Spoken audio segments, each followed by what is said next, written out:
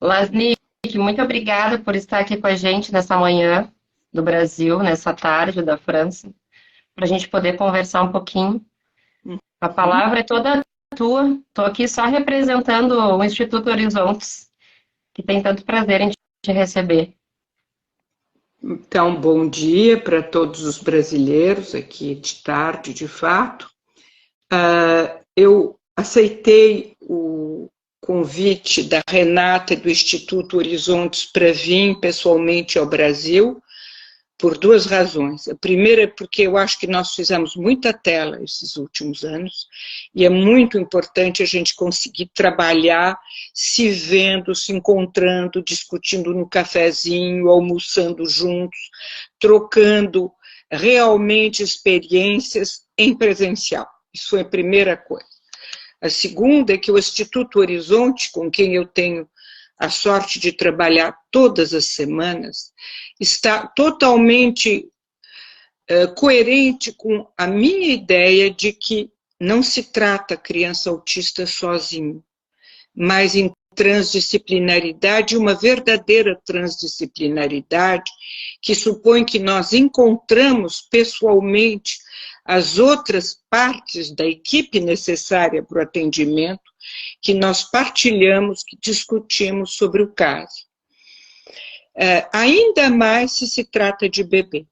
A vantagem dos bebês é que a gente consegue, por causa da plasticidade cerebral, da plasticidade epigenética, a gente consegue resultados em alguns meses, um ano e meio no máximo. Mas isso demanda um grande trabalho de transdisciplinaridade, não é só o psicanalista no canto dele, não. Tem de haver um trabalho de toda a parte motora do bebê, que vai ser uma das coisas que eu queria conversar com vocês. Sabe-se hoje que se o autismo é uma patologia do laço com o outro, a causa é motora. Eu confesso que, enquanto psicanalista, passei vários anos teimando que não era possível que fosse isso, porque parece tão psíquico como que o motor entrava no meio da história. Mas somos obrigados a reconhecer que essa é a realidade. E por essa razão, o nosso trabalho transdisciplinar demanda que colegas especializados na motricidade do bebê, que na França são em geral os psicomotricistas, que eles possam ser os nossos primeiros parceiros. Mas não só. Mas não só porque esses bebês não têm só um atraso inato motor da organização motora, mas também grandes excessos de irritabilidade, uma sensorialidade particular.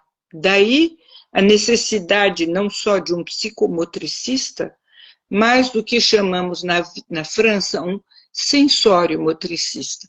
Na França, é a escola do Boulanger que resolve isso. No Brasil, eu acho que tem várias escolas e vão ser faladas durante a jornada, mas tem já o pessoal que se formou com a AIRES, que é, em geral, pessoal da integração sensorial, que vem do mundo do trabalho com a americana AIRES. Tem muitos pontos em comum, isso também vai ser discutido.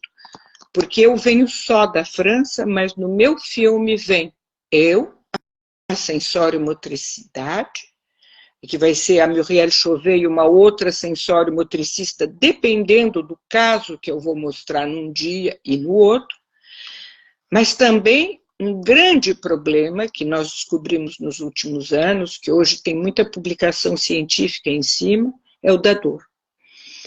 A dor, que em geral é gastroesofágica, mas existem outras causas de dor nesses bebês, elas desencadeiam hiperextensões do bebê, as quais vão aumentar as dificuldades de organização motora. Essas dificuldades de organização motora, eu é que sou teimosa. Por quê? A Geneviève Hack, que é uma psiquiatra, psicanalista que nos deixou há menos de 2 anos atrás, ela vinha batendo nessa tecla há muitos anos. Ela é mais de orientação anglo-saxônica, eu sou lacaniana, mas nós trabalhamos muito porque ela tinha toda a razão. Mas também o André Boulanger, o Boulanger também vinha batendo nessa tecla. Mas o que se somou agora? O que se sabe que pode convencer qualquer pediatra a, primeiro, observar que o bebê está de risco, e duas, nos fazer confiança para que uma equipe transdisciplinar atenda este bebezinho, é que descobrimos desde os... Então, começou em 2008 a primeira publicação, foi feita pela equipe italiana do Muratori em Pisa, que era uma equipe que trabalhou muito com filme caseiro de bebê que se tornou autista. 2015, duas publicaçõezinhas sobre o fato de que esses bebês que se tornam autistas, as primeiras publicações foram feitas com crianças que já se tornaram autistas, olhando os filmes caseiros. Estes bebês apresentam uma motricidade inata, isso chama-se General Movement, GM, que é muito mais pobre que dos bebês típicos. E isso vai encontrar tudo o que se sabia desde os anos 80, 90, sobre muito grandes prematuros. Só que tem nada a ver, aparentemente. O bebê que se torna autista, muitas vezes, nasceu com 40 semanas, um peso lindo, 3,2 kg, tudo que vocês quiserem. Ele vai apresentar, no entanto, pontos em comum com os muito grandes prematuros. Isso para a gente é uma bomba. E acaba de sair na Nature, que quem mexe com ciência, quem é médico, sabe que é uma das revistas, ou a revista científica mais conceituada. É uma equipe japonesa que publicou em fim de outubro, agora, né? Fim de outubro, há menos de um ano, um estudo mostrando que, estudando os movimentos gerais dos bebês com 4 meses, a gente descobre quais os que são de risco de autismo, tão bem quanto passando o M-Chart ou o chart quando a criança tem 18 meses. A vantagem é que ganhamos 14 meses em que nós temos uma capacidade de intervir imensamente maior que depois de 2 anos, certo? Então, essa publicação do Nature vem mudar tudo, porque até lá, Ministério de Saúde aqui na França, o que eles nos respondiam? Vocês são bonitinhos, mas tem publicaçõezinhas aí com um fator de impacto baixo. Agora não é mais bonitinho, é a Nature que publica. Nós sabemos hoje que podemos formar os pediatras, podemos formar os neuros, podemos formar psicólogos, a avaliar aos 4 meses bebês de risco, graças ao estudo dos movimentos gerais. A gente não vai olhar os bebês da população geral toda, não. Mas quando uma mãe de um bebê de 1 mês, 2 meses, 3 meses, vem nos dizer, ele não me olha legal, por quê? O que é? Por que ele não me olha? A gente analisa os movimentos gerais, isso é muito fácil. Pega um filminho de 3 minutos, gente, pede até para a mãe fazer com o telefoninho dela. Nós temos especialistas, inclusive no Brasil. Por quê? Porque uma das pessoas que vai vir a Porto Alegre para as jornadas da Clínica Horizontes é a Pessia Grewak. A Pessia consagrou 40 anos dela numa das clínicas que provavelmente era uma das melhores ou a melhor da América Latina, no atendimento dos bebês muito grandes prematuros ou com comprometimento neurológico grave no nascimento. Por conta disso, claro que ela conhecia esses trabalhos dos General Movements, era uma aluna pessoal do Prestel, que é esse homem que cria tudo isso, e trabalhou com ele desde os anos 80, 90. Então ela sabe fazer isso assim. A sorte é que, com a idade vindo, ela resolveu, com 70, fechar a clínica para sossegar. Sossega nada, porque depois disso nós encontramos essa correlação entre bebês nascidos com 40 semanas, 39, peso bom, e essa essa correlação com bebês de grande prematuridade, e ela é maravilhosa, porque ela, em 15 minutos, vê um filminho de 3 minutos e já diz, tem problema ou não tem? Tem. Claro que nós também nos formamos, mas não temos um olhar de 3, 4 decênios de experiência, não é? Nós também já sabemos ver. Isso também pode reassegurar uma mãe. Vocês sabem, espero, que um bebê que nasce numa família onde já se tem uma criança autista, tem muita publicação científica para mostrar que a probabilidade dele também se tornar autista é por volta de 25%, 20%. Depende se é menino ou menina, a média é 20%. Não é? Então, dizer para uma mãe, gente, esse bebê não tem problema, olha como ele é bem equipado. Faz que uma mãe que passou toda a gravidez se perguntando se é segundo ou terceiro filho não vai ter o mesmo problema que o outro, tranquilizou. Então, não é só para preocupar, também para tranquilizar. Então, isso tudo é muito importante e, por conta de tudo isso, nós vamos vir também com um neuro de São Paulo, que é o CIPEL, que se interessa no desenvolvimento do bebê típico há decênios também. Vem gente de decênios, aviso que não vai ter molecada. Enfim, por isso é muito importante que vocês possam, claro, eu sei que quando eu passar essa live no meu Instagram vai vir um monte de psicólogos, vocês podem vir para escutar tudo isso, mas podem também falar com o pediatra que vocês conhecem, não é? Com o pessoal que trabalha com integração sensorial, porque nem eles estão sabendo dessa história, essa publicação é muito recente. Quando eu estiver em Porto Alegre com vocês, vai ter nem 10 meses que ela saiu, é muito recente. Mas ela muda a vida, porque não pode mais nos ser dito, mas como podemos avaliar que é um risco real, não é? Então, nós já tínhamos uma publicação científica de uma grade para 4 meses, uma grade de avaliação de interação, chama grade PREO, ou OLIAC 2017, que foi publicada no PLOS ONE no fim de dezembro de 2017. Mas PLOS ONE é uma revista científica, tem lá o seu impacto, o fator de impacto 4,5. Para convencer montes de médicos é difícil. Agora, me desculpem, mas uma publicação da Nature é uma coisa muito mais séria. Eu queria muito, estão me pedindo a referência bibliográfica, tá certo? Aqui nós dissemos que íamos pôr na discussão ou no teu site. Tá no Instagram do Instituto Horizontes, a gente já disponibilizou. No Instagram do Instituto, nós vamos, claro, destrinchar tudo que nós vamos fazer em Porto Alegre é a partir da clínica. Então, vocês vão ver os nossos bebês com os problemas de movimentos gerais e vão ver bebês típicos. Olha, não dá para confundir, gente. E a Pérsia vai passar a inteira intervenção dela mostrando, claro que eu não vou dizer que depois de 3 dias conosco, vocês são especialistas dos movimentos gerais, mas vão estar suficientemente sensibilizados para poder se dizer, olha, eu vou entrar ou numa formação, ou alguém do nosso grupo vai se formar, ou nós vamos utilizar a Pérsia para isso, não é?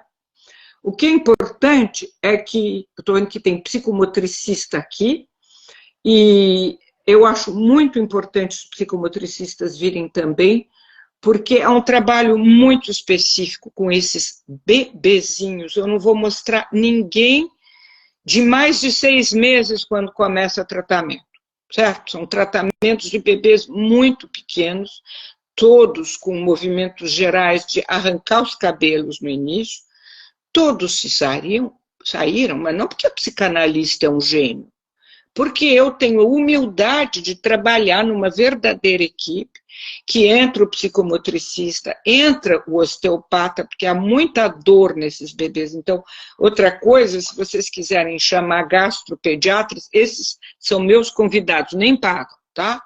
Porque o problema para nós é que temos que aliviar a dor desse bebê. Quando o bebê sente dor, ele aumenta a hiperextensão, o que não ajuda em nada a facilitar as dificuldades deles nos movimentos gerais. Então, nós temos que trabalhar realmente com uma equipe, como nós fazemos, vocês vão ouvir muito isso nos filmes, as mães contando. Todos os nossos bebês beneficiam de uma ajuda do gastropediatra também. Hoje em dia, nós pensamos que alguns desses bebês têm dificuldades neurovisuais. Não é oftálmica, é uma coisa mais complexa, mais sutil. Alguns vão precisar de óculos, outros não. Mas dificuldades neurovisuais importantes, vocês vão ver isso também. Outra parceria para se fazer. É um fato que para você chegar no autismo, há uma cascada de probleminhas que vão se juntando, e aí é que a gente acaba com um distúrbio grave do neurodesenvolvimento que chama espectro autístico. Nos primeiros meses, ainda não se chegou lá. Ninguém nasce autista. É uma doença do neurodesenvolvimento.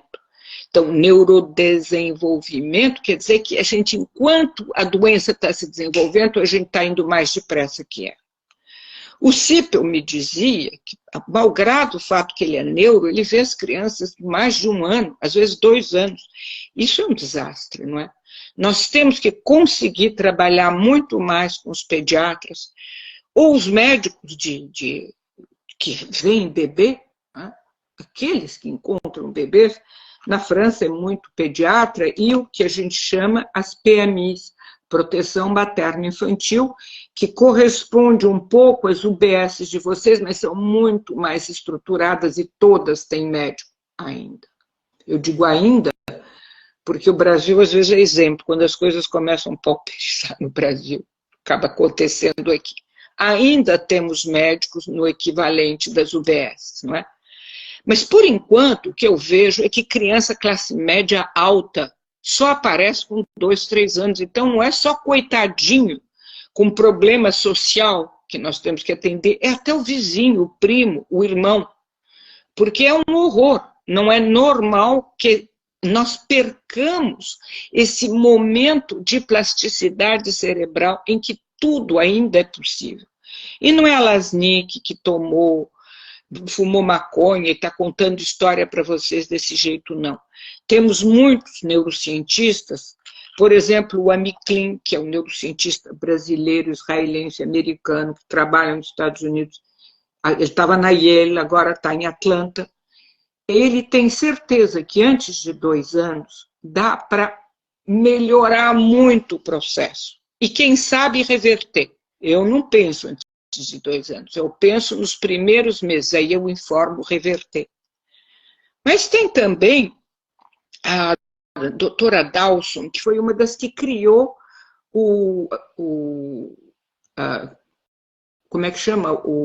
Não é o Denver. Ela é uma cognitivista, mas desde 2008 ela vem publicando a ideia que nos primeiros meses a gente muda muito, ou pode inclusive reverter. Não é só, há um consenso de todos aqueles que não são organicista duro, ou seja, que confundem as dificuldades orgânicas do bebê que vai se tornar autista, não tem dúvida. Citei vários. Pobreza dos movimentos gerais, irritabilidade sensorial, dificuldade de organizar o corpo. Posso citar outras, excesso de empatia emocional, isso também está publicado. Não é?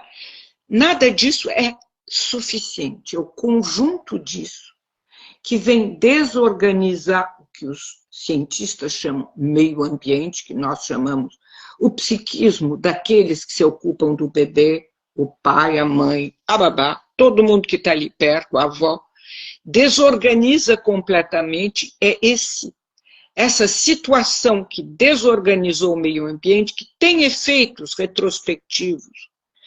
Quando esse meio ambiente se desorganiza demais, porque ele é frágil, e em cima das dificuldades inatas, orgânicas ou genéticas, e é isso que vai levar para uma circuitaria que não é típica, certo? Então, isso aqui, gente, a gente tem tempo de intervir antes. Antes que a circuitaria, que não é típica, possa se organizar de maneira não típica. Daí a urgência extrema em explicar, por exemplo, a questão dos movimentos gerais para os pediatras, porque o número de pais de crianças autistas que vocês encontram com 2, 3 anos, que dizem, eu disse para o pediatra, ele disse, vamos esperar. Cada criança tem seu tempo, tem seu ritmo. Me achem uma mãe, um pai, que não tem ouvido isso.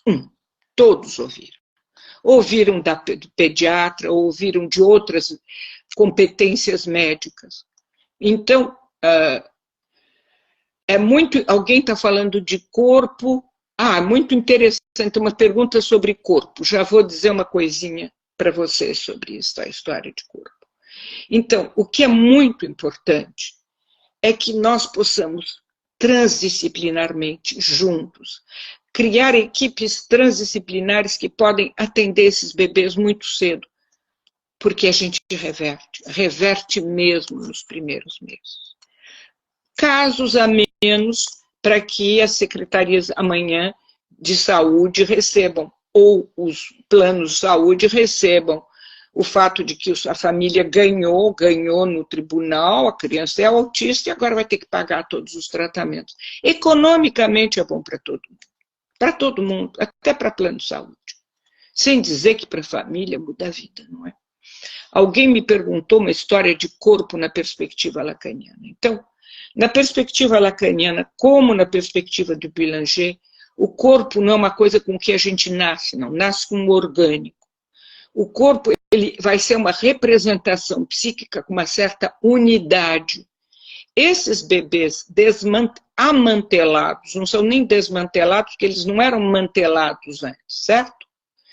Então, esses bebês que estavam com os pedaços todos desmontados, e é muito impressionante, porque a gente põe um bebê desse em cima de uma cama e filma 3 minutos, a gente vê ele estatelado, certo? Esses bebês, eu não posso falar de corpo no caso deles. Eu tenho um organismo que não se constituiu. E não sei quem está interessado em Lacan, que me perguntou, para o Lacan, o projeto para uma psicologia científica do Freud é um artigo, um trabalho do Freud que fica justamente na interseção entre o orgânico e o psíquico. Então, a gente teria muito a falar, porque a questão da dor entra muito aí. Você pode não conseguir constituir um psíquico, porque o orgânico nem se constitui em corpo. Não é só no aparelho psíquico da mãe, como se acredita, que esse orgânico amantelado vai se construir um corpo. O bebê precisa ser ajudado também, reorganizado, reagrupado. Precisa tirar a dor, porque ele não precisa ficar o tempo todo assim. Então, é todo um trabalho transdisciplinar para reconstruir esse bebê. Eu não sei há quanto tempo eu estou falando. A gente está controlando aqui, faz uns 25 minutos. Fica tranquila que eu lhe aviso. Então, aqui a gente pode responder talvez um pouco as perguntas que apareceram, não é? Consegue ler o que eu leia? TEA aqui, acompanhando pais e crianças com TEA que realizaram avaliação e se descobriram com TEA nível 1 de suporte. Se a pessoa que escreveu podia repor, seria legal, porque desaparece, né, o comentário. Aqui pergunta, eu sei que o evento é sobre clínica de bebês, mas tem referências para TEA em adulto? Não, eu não vou falar de TEA em adulto, porque a gente não pode fazer tudo. Ele está falando de TEA. Vou falar de avaliação com 2, 3 anos. Hoje, o ADOS, porque os Golden Standards mundialmente reconhecidos para que a gente possa falar de espectro autístico no mundo é a ADI e a ADOS. Se você quer publicar numa revista científica alguma coisa sobre bebês, você usa, sobre autistas, você tem que passar a ADI e a ADOS, vale também para adulto. Hoje em dia, a gente tem uma forma da ADOS que chama ADOS Toddler, que vai ser passada a partir da hora que a criança anda. Para vocês, é a época que vocês recebem as crianças, que eu acho uma tristeza, não é? Mas nós que acompanhamos essas crianças, a gente gosta muito que colegas da nossa equipe possam utilizar a DOS Toddler, e eu vou mostrar isso na jornada, porque eu acho muito importante haver avaliação. E avaliação das nossas equipes transdisciplinares. Não precisa correr, ver um neuro para ver se o trabalho está bonitinho. Ou chega no neuro com a dose passada, porque uma dose bem passada, um outro passa, vai achar mais ou menos os mesmos resultados, não é? Então, é muito importante vocês saberem que passação de avaliação em criança ajuda muito a gente. Não é contra o trabalho psicanalítico. Por quê? A criança vai melhorando, melhorando. Clinicamente, no nosso consultório, em casa, parece que ela já está super bem. Ela vai para uma escola, vai ser mais difícil, ela vai apresentar sintomas. Ou quando entrar na escola primária, vão aparecer. Então, seria uma pena o trabalho não ser levado mais adiante. A passação da DOS Toddler permite avaliar que essa criança ou não está mais de jeito nenhum no espectro, tchau, ou ainda está um pouco. Vamos nos dar um ano a mais? Vamos batalhar para essa criança ter ou a psicoterapia psicanalítica ou também a integração sensorial? Por quê? Porque muitas vezes, gente, quando passa a DOS Toddler, a gente vê que a criança tem um comprometimento ainda no espectro, mesmo que leve, com a parte sensorial e motora, porque é a mais dura. Então, isso aí permite continuar trabalhando e os pais entenderem. Vamos batalhar, as pessoas não moram todas do lado do consultório, né? Eu recebo crianças que vêm do outro lado da França, pega TGV, crianças que vêm de subúrbio longe, os pais tiram o dia para trazer para Paris, para os trabalhos. Eles veem que ainda está um pouco no espectro, então vamos nos dar um ano a mais, vamos batalhar isso. Então, isso ajuda muito, certo? Então, a DOS está certinho. E Toddler do lado, eu vi a DOS escrito certinho, Toddler quer dizer de criancinha. Esse pode ser aplicado desde o momento que a criança anda. E é muito legal para avaliar também o trabalho que nós fazemos, não é? Não é um trabalho assim, numa nuvem, é um trabalho transdisciplinar que precisa ser avaliado, mostrado para os pais, mostrado para quem for o neuro que estiver trabalhando de parceria conosco, não é? Lasnik, eu posso te fazer uma pergunta que tem aqui do nosso grupo, só que ela é um pouco grande, a Josiane não conseguiu botar aqui. É sobre o artigo, tá? Os autores optaram por avaliar aos 4 meses porque é um importante crescimento dos gânglios da base e tronco cerebral entre os primeiros meses, relacionados ao desenvolvimento motor. Existiriam indicadores fetais de movimentos lentos que poderiam ser indicadores de risco de estimulação ambiental precocíssima? Olha, a pergunta é muito interessante. Eles não optaram pelo 4 meses, eles começaram olhando com 1, 2, 3, 4. Eles viram que com 4 era o momento que era o mais falante, o que mais se coordenava com o chat e o MChat. Porque o que eles viram não era só uma pobreza dos movimentos gerais, aos 4 meses uma coisa que chama movimento fidget, tinha uns movimentinhos assim bonitinhos do pulsinho, da mãozinha.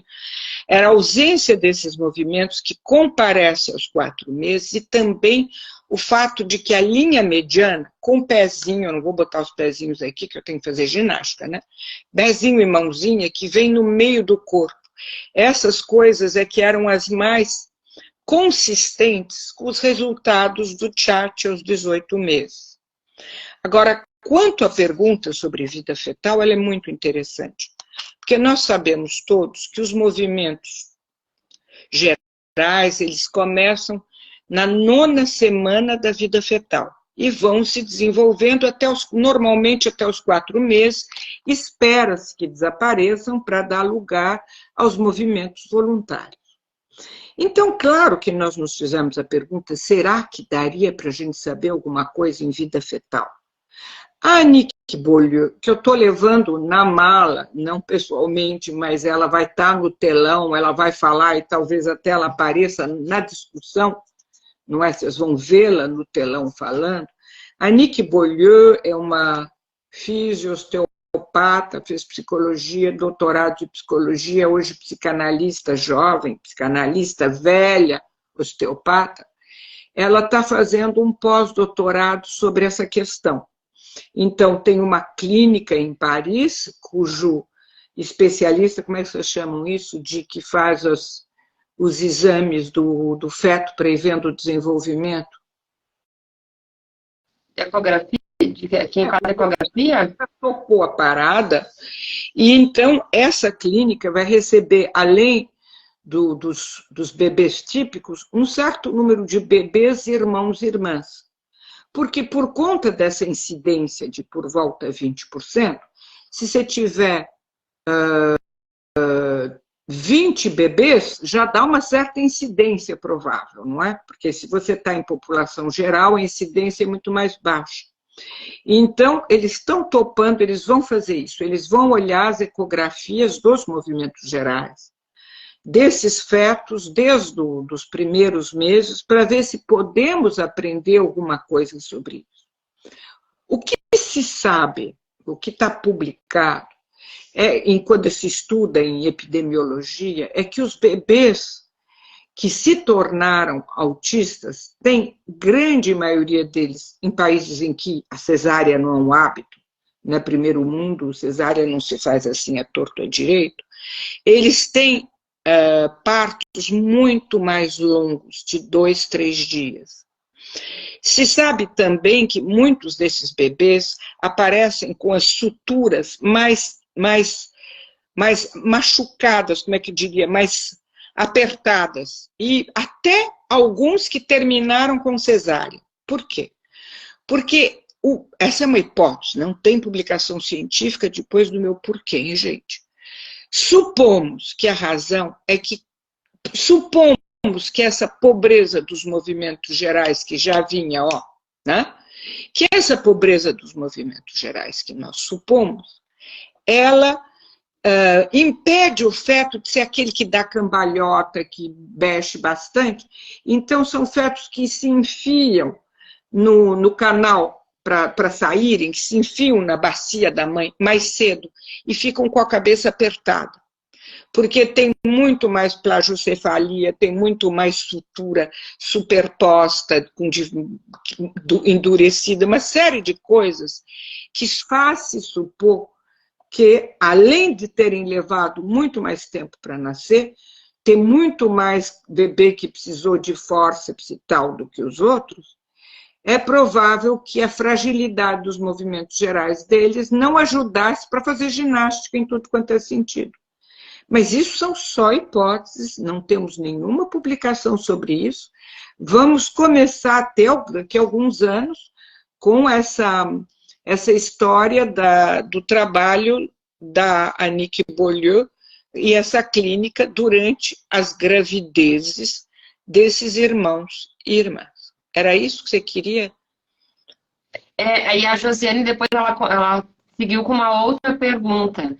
Qual a relação do desejo e do estabelecimento do terceiro tempo da pulsão para o desenvolvimento dessas áreas cerebrais, que é os gânglios da base e o tronco cerebral? Olha, eu não sei como é durante a vida fetal. De novo, eu não sei. O que nós sabemos é que bebês que não tinham os movimentos fidget, esses movimentinhos assim, esses movimentinhos é aqueles que vão dar origem aos movimentos de imitação e aos movimentos simbólicos. Por exemplo, fazer assim, não sei, tchau, beijinho, fum, fum. Todas as gracinhas que bebezinho faz, que nos internecem tanto. Então, esses bebês que tinham essa imensa pobreza, O fato de que nós inventamos um movimento que não existe, porque nós não falamos do trabalho do analista, nós mais falamos da transdisciplinaridade e falamos da necessidade de se levar em conta todas essas dificuldades. Mas o trabalho do analista é muito de imaginar uma coisa que não existe, ou existe assim um pouquinho. O bebê mal fez assim. Ai, você quer brincar de fonfon? O bebê fez, você está dando tchau, mas que tchau lindo que você deu, que amor que você é. Nessa prosódia de manhãs que mostra a nossa surpresa e o nosso imenso prazer, o bebê entra. No que ele entra, ele descobre que ele pode ser fonte de um grande prazer para o outro, de um gozo do outro. E o bebê acaba virando, olha, toxicômano positivo desse desejo de conseguir mais gozo, mais curtição do outro, mas não dá para fingir, porque a prosódia do Magnês, ela pode ser até gravada num computador, ela supõe que você realmente tem uma grande surpresa, um grande prazer, não dá para fazer, ai, que lindo esse nenê, não funciona, não está na minha voz. Então, graças a essa voz, a gente descobre que bebês que não tinham esses movimentos fidget, então não deveriam ter os movimentos, normalmente não deveriam ter os movimentos voluntários de interação, mas, porém, uma coisa que a gente conhece em filme de bebê que se torna autista, estereotipias da ponta dos membros, braços, mãozinha e pezinho, vira estereotipia no fim do primeiro ano. Esses bebês desenvolvem. Eu imaginei que ele estava querendo fazer fonfon, eu curti, achei lindo, fiz não sei quantos fonfon com ele, não é que ele vai fazer mesmo. Ou seja, lá onde ele não tinha condição de movimento voluntário, o meu prazer, a minha curtição vai desencadear movimento voluntário. E isso vai modificar, e aí entra a Nick, que ela é toda das neurologias da vida, ela diz que isso vai levar uma coisa que é problemática nos bebês que estão se tornando autistas, ou naqueles que já se tornaram, quando fala de criança maior, é a apoptose da subplaca cortical. Isso é a grande farra dela, eu não vou falar muito disso, não. Mas isso tem tratamento, gente, é uma loucura. É o amor, sim, mas não é qualquer amor, que o João está me perguntando o amor, não é qualquer amor. Tem que entrar numa coisa que tem curtição, tem gozo, o outro acha uma delícia ver aquele movimento no neném. Se ele não vê toda essa delícia no movimento do neném, não funciona. A Lia escreveu um negócio, mas sumiu. Lia Batista, o que você estava perguntando que sumiu, ou comentando? Era sobre movimento objetivo. Lasnik, enquanto a gente procura a da Lia, eu quero só, se tu pode comentar, tem uma fonoaudióloga que diz que ela recebe bebês surdos, né, aos 2 meses, e com autismo. Considerando a co-ocorrência de autismo, tu tem alguma coisa para falar sobre? Nós temos toda uma equipe, eu não vou falar disso em Porto Alegre, mas nós temos toda uma equipe que trabalha com o serviço NECARE em fonoaudiologia para os bebês surdos, porque na França a gente os equipa, é um hábito francês agora, eles vão ser implantados, vai ter um implante, por volta de 7, 8 meses, eles estão querendo, inclusive, fazer isso mais cedo. E como a doutora Claire Favreau dirigiu um hospital dia para crianças autistas surdas e só faltou enlouquecer ela, porque você autista é uma dificuldade, você ser surdo é outra. Quando tem os dois juntos, ninguém mais aguenta, porque a turma que cuida de autismo não dá conta da surdez. A turma que cuida de surdez não dá conta do autismo. Ela, então, desencadeou uma grande pesquisa e, hoje em dia, no Hospital Necker, que é um dos grandes centros de implante de Paris, aos 4 meses, todos os bebês são avaliados para ver se eles têm um risco de autismo. Quais são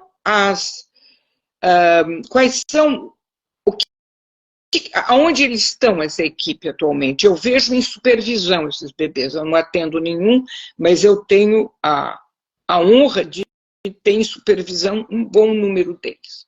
A primeira coisa é que é raríssimo que surdez simples dê problema do espectro.